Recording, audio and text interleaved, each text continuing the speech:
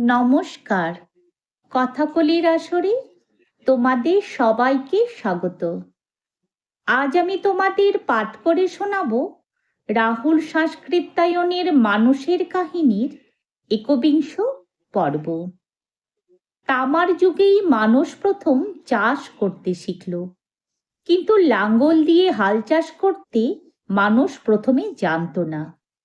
তামা কিংবা কাঠের ছোট ছোট ধারালো অস্ত্র দিয়ে মাটি খুঁড়ে তার উপর বীজ ছড়িয়ে দিত। সেই বীজ থেকে গাছ জন্মাতো। বর্ষা ঠিক সময়ে হলে ফসল হতো, নইলে শুকিয়ে যেত। শুধু শাক পাতা আর তরি তরকারির ভরসায় থাকলে শুকিয়ে মরতে হতো মানুষকে। লোকে এখন গরু মোষও পুষতে শুরু করে দিয়েছে। শিকার কখনো জোটে, আবার কখনো জোটে না।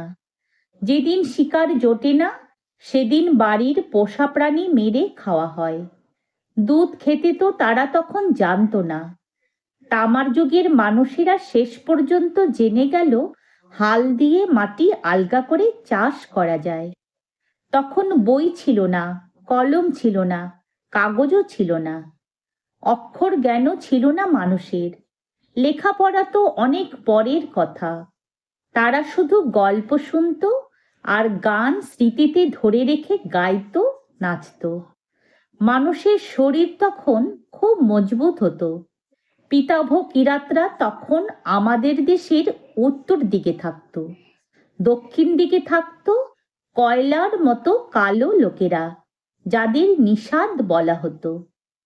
শিকারের ভূমি নিয়ে দুই জাতি মাঝে মাঝে লড়াইও করত। খুব মারামারি হতো। বাচ্চাদেরও কেউ ছেড়ে কথা বলতো না। অবশ্য সে সময় জমি নিয়ে লড়াই খুব বেশি হতো না, কারণ তখন মানুষ সংখ্যায় কম ছিল, তুলনায় জঙ্গল জমি ছিল অনেক। সে সময় শিকার আর চাষ করেই মানুষের চলে যেত। থাকার জন্যে ডালপালা ও পশুর চামড়া দিয়ে ঝুপড়ি তৈরি করে নিত। শীতের সময় পশু ছালের কাপড় পরত, অন্য সময় গাছের ছাল বাকল পরত। প্রস্তর যুগে সব মানুষ একসঙ্গে থাকতো, একসঙ্গে কাজ করত, একসঙ্গে খেত। খাবার না জুটলে সবাই একসঙ্গে না খেয়ে থাকতো। কেউ খাবার পেল, কেউ পেল না, এমনটা হতো না। তারপর তাম্রযুগে পরিবার তৈরি হলো। সব মানুষ আলাদা আলাদা থাকতে শুরু করলো। আলাদা ঝুপড়ি তৈরি করে নিজের ছেলে মেয়েদের নিয়ে থাকে। নিজের মতো চাষ ও শিকার এবং সেই মতো খাওয়া দাওয়া। কারো কাছে অতিরিক্ত খাদ্য থাকলে সে অন্যকে খেতে দেয়, কিন্তু তাকে বলে, আমার কাজ করে দাও, আমি তোমাকে খেতে দেব। মানুষ পেটের দায়ে রাজি হয়ে যায়।